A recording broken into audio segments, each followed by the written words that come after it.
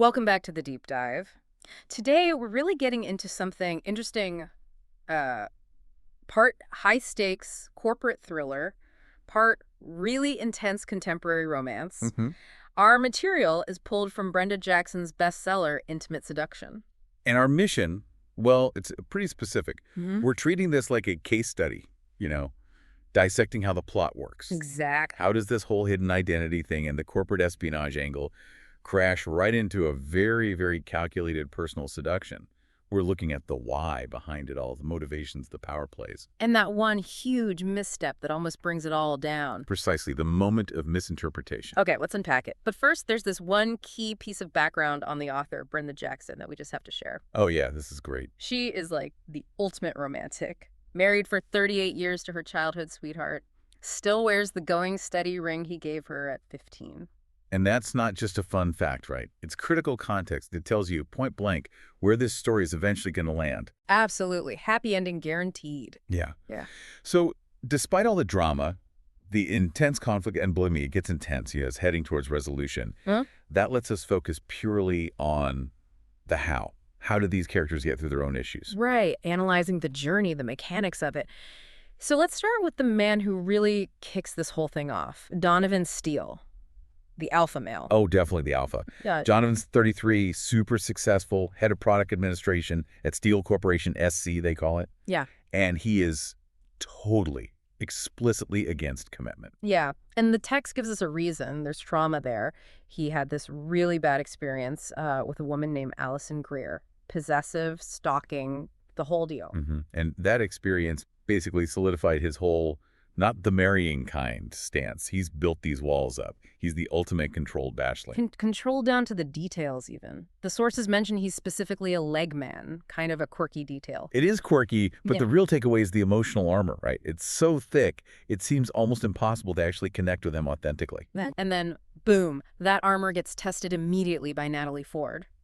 Or who he thinks is Natalie Ford, the temporary help. Right. On the surface, she's just filling in for her aunt, Earline Darwin, who runs the Special Touch housekeeping agency and got injured. Yeah. Simple enough. But, of course, this being a deep dive, there's the hidden truth. Yeah, the big reveal. Mm. She's actually Dr. Natalie Ford, PhD in chemical engineering, professor at Princeton. Seriously renowned. Like celebrity academic level renowned, stratospheric chemistry, ozone depletion research, worked on a NASA project, won a national award, even a New York Times best-selling author in her field. It's an incredible resume, Yeah. which makes you ask, why hide all that? Yeah. Why pretend to be a cleaner? And that's the core of her character's conflict, isn't it? Exactly. It's all about past relationships. They failed spectacularly because men felt, well, threatened by her success. Mm-hmm. Her ex-partner, Carl, was particularly bad, emotionally abusive, called her a chemistry geek, undermined her confidence, especially, well, intimately. So she thinks, okay, to find love, I have to dim my own light. Hide the brilliance. So you've got this perfect storm brewing. He's hiding his fear of commitment behind this corporate power mask. And she's hiding her professional genius behind a cleaning apron. The collision is inevitable, and it happens when Donovan comes home early, finds her asleep. Not just anywhere, but in his master bed, the one place that's strictly off limits. And that's the pivot point. Yeah. It flips from just an accidental meeting to Donovan activating a strategy. He sees a target. Not a person. Not initially, no. Yeah. His goal is immediate and simple seduction. And he uses his corporate clout to engineer it. Okay, so this is phase one. Acquisition. He uses his power as a client. A major client. He brings in huge referrals for the agency NFL players, his influential friends like Uriel Lassiter and Miles Joseph. Big money. And he leverages that. Totally. Yeah. Basically threatens to pull all of it, cripple his aunt's business, unless they agree to his terms. Which are?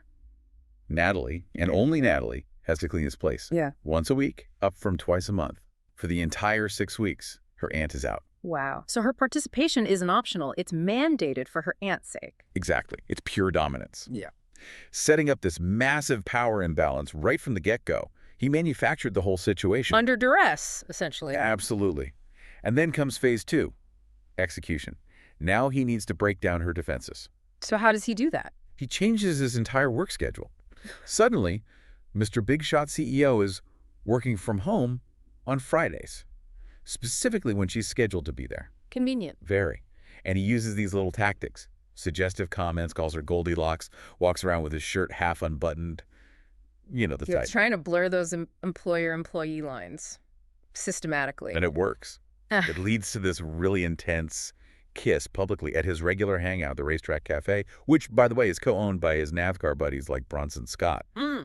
Adds to the power dynamic. And that kiss is important for Natalie, too, right? Hugely important, because it makes her question everything her ex Carl said. Carl crushed her confidence about her sensuality, her kissing skills. But this kiss with Donovan, it's intense, it's passionate, it suggests maybe Carl was wrong. Maybe this guy, even though he's arrogant, sees something different in her. So the seduction is working on her insecurities, but just as things really heat up, they have this incredibly intense weekend together where she apparently surprises him with how passionate she is. Right, when they're connecting on that physical level. The other plot line crashes in. Yeah. Corporate espionage. Yeah, the external threat bursts the little bubble they were creating. And this is what triggers Donovan's biggest mistake. Yeah. The stakes here are huge for his company, Essie. They're dealing with a major security breach. Massive. Yeah.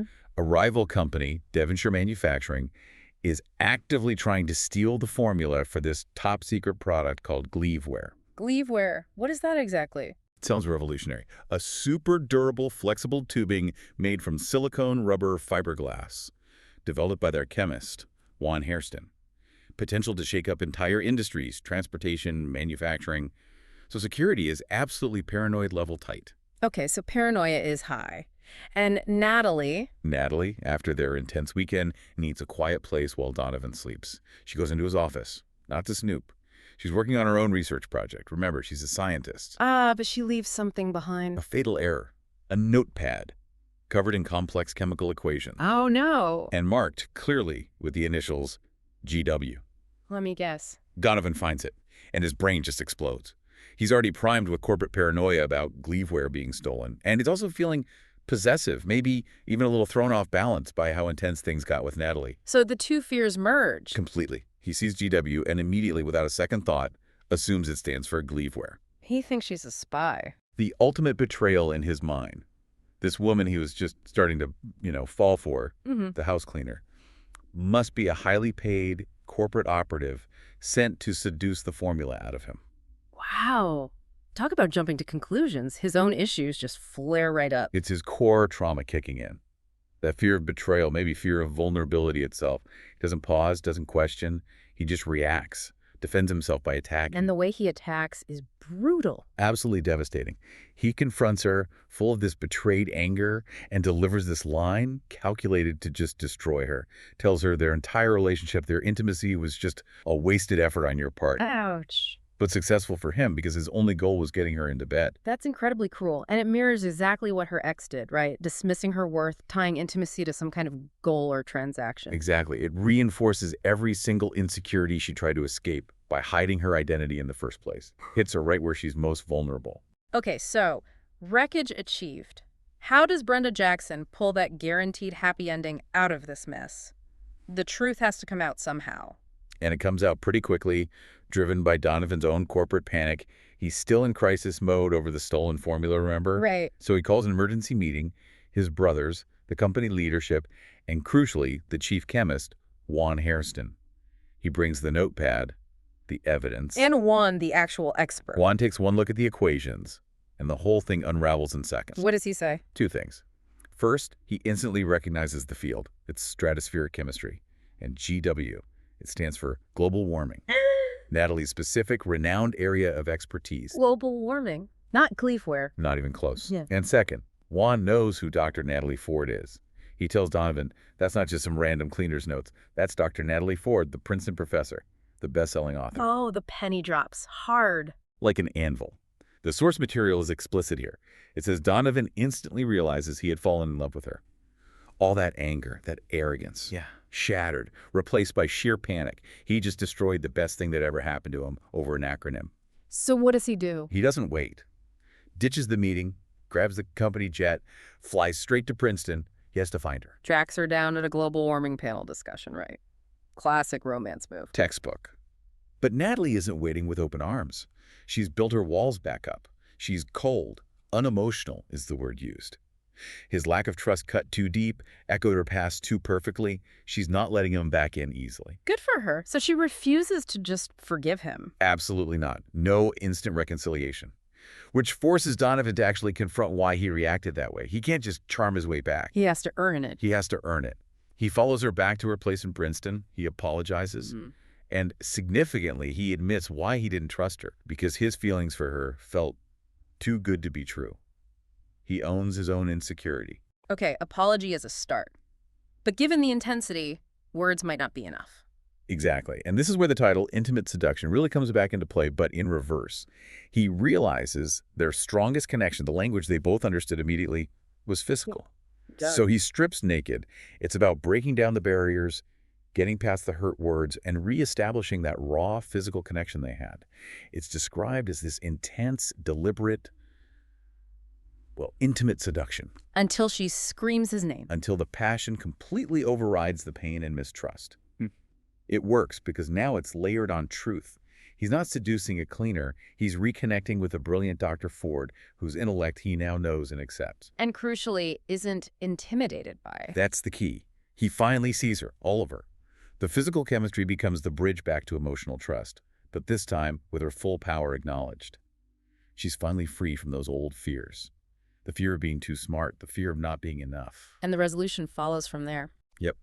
She agrees to move back to Charlotte, be near her aunt, pursue new things, including, yes, the inevitable having babies. They declare their love. And Donovan gives her the ultimate Steele family compliment. He says she's forged of steel. Wow. So it all hinged on Gleeve-Ware versus global warming. One massive assumption. An assumption fueled by his own baggage.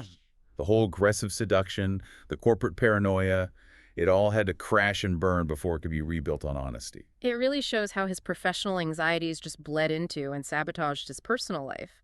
Until the facts, the scientific truth, ironically, set him free. And for her, the relationship only worked once her power wasn't hidden anymore.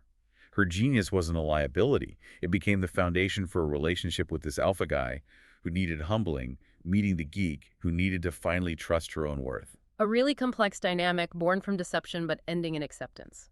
Okay, let's leave our listeners with something to chew on. All right, the provocative thought.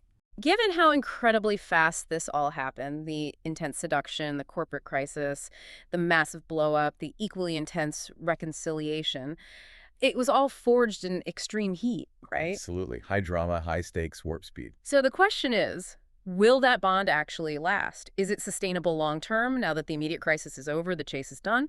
Or will Donovan Steele, Mr. Not the Marrying Kind, find commitment a challenge once the frustration, as the source might put it, finally eases? Something to think about, especially if you tend to leave sensitive notes lying around your office. Definitely food for thought. Hmm. That's all for this deep dive.